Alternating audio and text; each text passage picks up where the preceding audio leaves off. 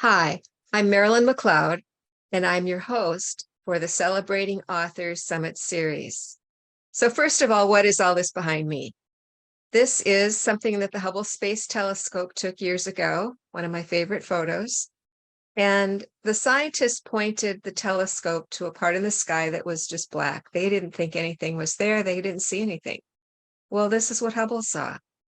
So the reason I use this background is it reminds me and it helps me remind other people to consider the possibility that there are things there to help you that you just don't see, treasures beyond what you can even imagine, and just to keep putting your next foot forward. All right. And that's helpful. And then there's some practical things to think about. So why did I even create this summit series? It's an ambitious thing. So 12 sessions in the series. And what I did, I've helped people write books for years, and I've helped people make money with online marketing. I've studied what I did during the lockdown is I just studied what the online marketing gurus were doing these days. And I came up with some things on my own. I tried a few things. Some things worked, some things didn't. But eventually I came up with a list of 12 things that I think somebody who's writing a book would be really, really helpful for them to get to know better and consider and integrate into their writing experience, let's say. And authors write books for a variety of reasons. Some of them, my first book started out as a personal thing that I just wanted to convey to the world. And it turned out to be a cathartic experience where I felt like, all right, if I'm no longer here, at least I've left a legacy of me being on this earth. What have I learned? And what books I've written lately, books I've helped other people write are more commercial, I guess you'd say. Coaches who want their clients to see them in a particular way. Professionals who keep going through the same information with every new client, and why don't they just hand them a book? And it's credibility. It helps the client not have to keep asking questions and wonder what the answer was again. And it helps the professional not to have to keep saying the same thing over and over again. Although that's still helpful, but still it's nice to have a book to do that for you. All right, so that's some of my experience. Let's get to the summit. So what am I including in the summit series? It's not just speakers. The speakers are wonderful, very important part of this.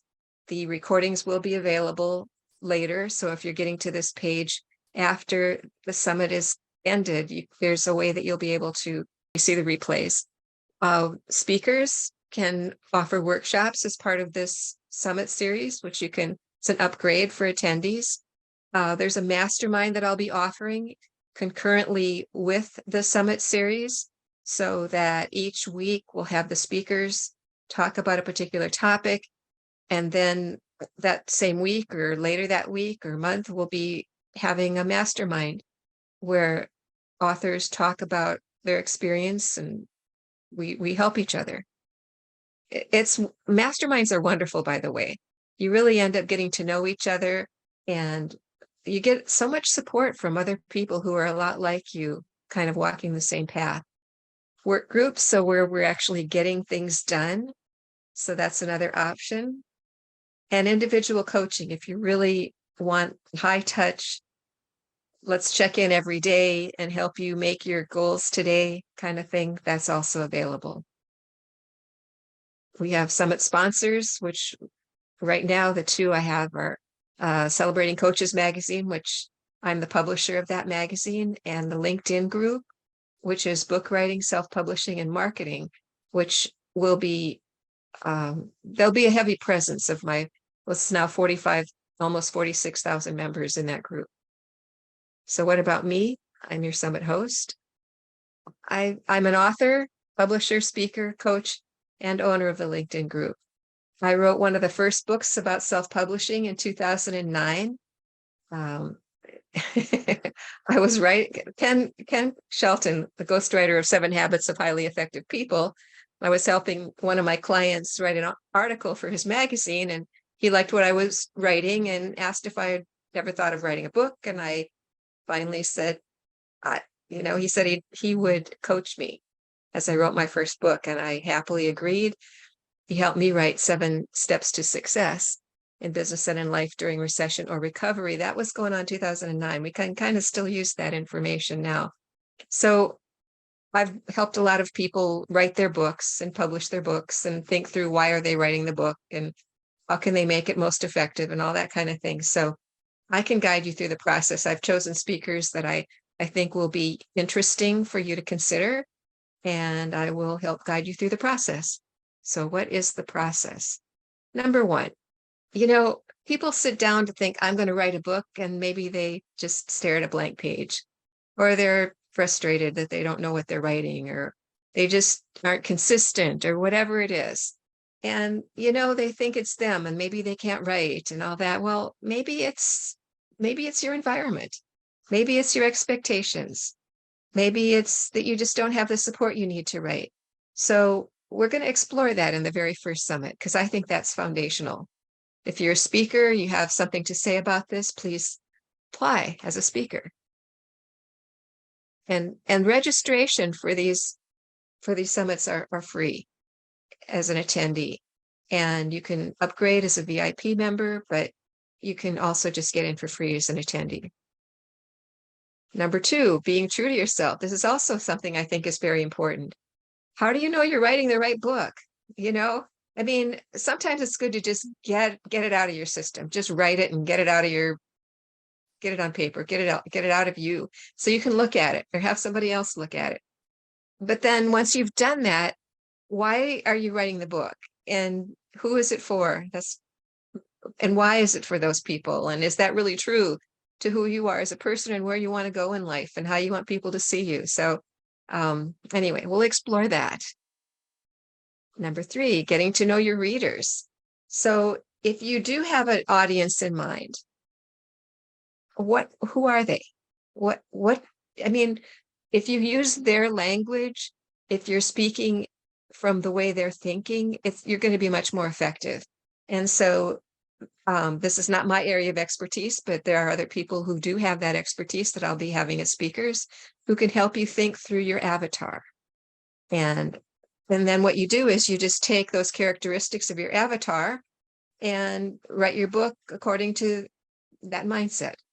And if that doesn't seem to fit, well, maybe you've got the wrong book readers for your book, or maybe there's something else that's not quite in alignment. But it's a really helpful exercise to go through this and kind of figure out who your readers are and how you would speak to them. Now, will your book attract the right readers? What's your brand? That just gets to be a bigger question, I know, but it's helpful if you want to be in alignment, you want to be really effective. How do you want your audience to see you? And how do you express that brand message? And how do you want to be positioned in their mind? Now, rules and regulations. I'm going to have attorneys speak and other people who understand rules of various aspects of publishing, and we'll explore that topic. Finding your best writing strategy. As I was writing my first books, I had a kind of a change in my ability to write partway through, and I had an injury. And so first I really knew what I was doing. My global thinking processes were writing it in my mind, and I'd just write it down later, a few weeks later, because I'd still remember it. And then things happened and I got hurt and I wasn't working anymore. So I had to come up with some other ways to write, to get it from my mind onto the paper. And I got pretty creative, and I found that every strategy I came up with kind of helped me in a different way. So I'm going to ask some speakers to talk about how they write. What's their strategy? And if you're having any trouble, or if you want some new strategies, this might be a good summit for you. Polishing your manuscript. Okay, what about editing, proofreading, ghostwriters? One of my clients had a book, and we really worked with it. And actually, it was the visual design that made even a bigger difference. But we really polished his ideas.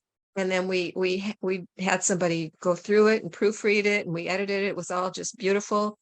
And then the next one was the visual design. We got to spend a lot of money on a graphic artist who just made the book shine.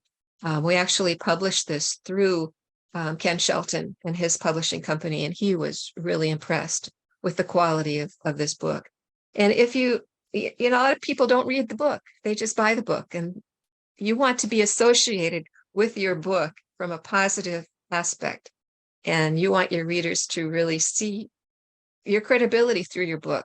Now, if they never read your book, what are they going to know? They're going to know what they see on the visual design on the book cover. So that is really kind of important. And book publishing options. Well, there are more and more options. Used to just be a traditional publisher. You had to get somebody to agree to publish your book, and it was quite an ordeal. And then became self-publishing, like in 2009 when I wrote my first self-publishing book. That can be good. It can also limit your quality if you're doing everything yourself. And I've seen some books out there that the quality of the information was great, but oh my gosh, the typos, the mess really inside the book. I mean, I looked past that because I was looking for the quality of the information, but I've seen some work that wasn't so attractive, let's say. And if you want to be seen as a credible author, or credible in your space, then it's really good to have the editing and the visual, et cetera, done up nicely. But anyway, you can also work with a hybrid publisher. Now, there are some publishers that are more ethical than others. There are some that kind of take money that maybe they didn't need to take because of what they didn't do, or et cetera. So how do you decide what's your best option in terms of publishing and make that work for you? Speaking to amplify your message. Once you've got your book, hey, if you're wanting to be seen in a particular way by a particular audience, speaking to them, holding the book, giving them a copy of your book, very effective. I learned early on that, you can hand someone your business card and they take it and they say, yeah, thank you. And they put it in their purse, put it in their pocket, and wasn't that nice. If you hand them a book, they kind of take a step back and they say, well, really, you wrote this book? This book is for me? Really? And, I mean, it doesn't cost that much to make a great impression once you have the book. All right. So speaking to amplify your message, it really gets you out in front of the people that you want to have a relationship with. And you probably want some clients. That's why you wrote the book, and possibly. And maybe you need to write a second book every couple of years. You'd write another book. And so if you have a relationship with your audience, you know what book to write next for them. I learned that from Marshall Goldsmith. And anyway, it's just a great way to be in touch with your audience. As a thought leader, that's really important. Getting your book to your audience. How do you get it out there? Lots of options. And you can sell your book, you can give it away. Lots of ways to do this. And so we're going to talk about distribution methods and creative ways to monetize your book. Once you've figured out what you've said in your book, you've thought through the concepts, you've organized all the thoughts, and you've put it into an logical order a reader could understand. You massage the language. What you can do is repurpose that content in various ways. So we're also going to have a session on that. So that is the summit. We hope you'll join us either as a speaker or as an attendee or both. So please look below to see what options you might be interested in, which summits, and if you want to be a speaker or attendee, and sign up, join us. We'd love to have you.